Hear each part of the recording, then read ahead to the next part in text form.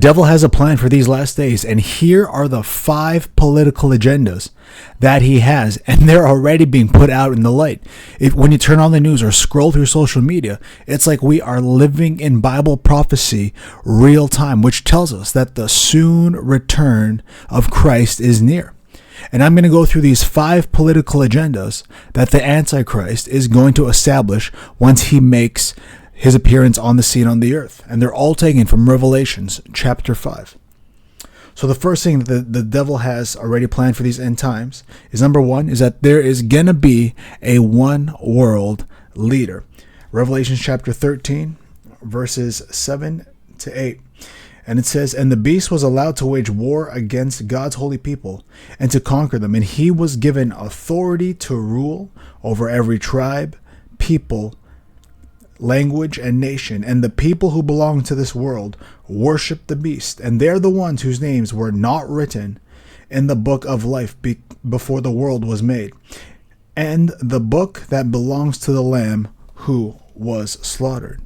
So the devil's going to establish somebody who's going to be put into power, which we know is the Antichrist.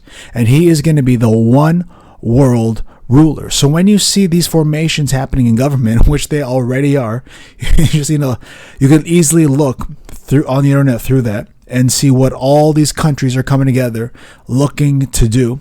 When you see this, know that this is not random. Everything is done by prophetic design. And before I continue with the other 4, get this note down, because you're going to see the days get darker. You're going to see sin become more rampant everywhere. You're going to see godlessness abound.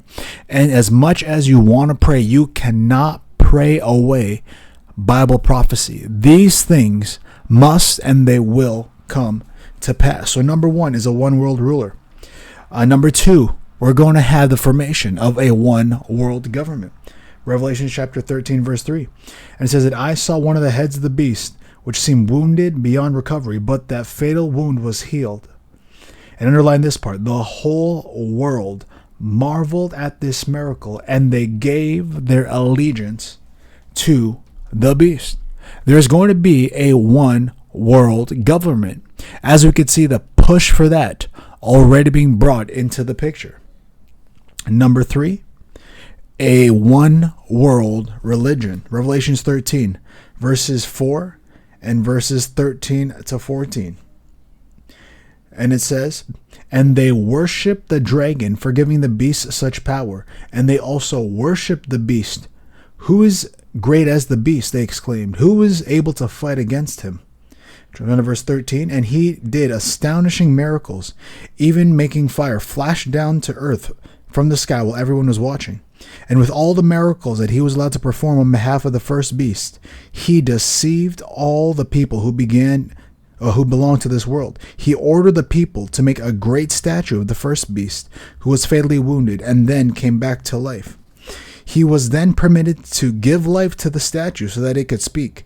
Then the statue of the beast commanded that anyone refusing to worship the statue must die." So the formation of a one world religion, and then another one of the prophecies taken from the book of Daniel is that the Antichrist, when he makes his appearance on the scene, he's not going to be part of any denomination of Christianity. He's not going to be part of any religion, because it says that he is going to say that he is God and he is even above God. So he's going to demand worship from the people. So the formation of a one world religion, which we can already see with the Abrahamic house that's out in the Middle East. The formation of these things are already here. Number 4, Revelations 13, verses 16 and verses 17, which is a one world currency. And it says, "He required everyone, great and small, rich and poor, free and slave, to be given a mark on the right hand or on their forehead. And no one can buy or sell anything without that mark, which was either the name of the beast or the number representing the name." And as you can see with what's happening, we're making a push into a one world cashless society, which the government is going to completely control. And this is part of the system that the Antichrist is going to run. And number 5 in the fifth thing, Revelations 13, verses 4 and 5. It says that I saw one of the heads of the beast, which seemed wounded beyond recovery, but the fatal wound was healed. The whole world marveled at this miracle. and they gave their allegiance to the beast. They worshipped the dragon for giving such power, and they also worship the beast.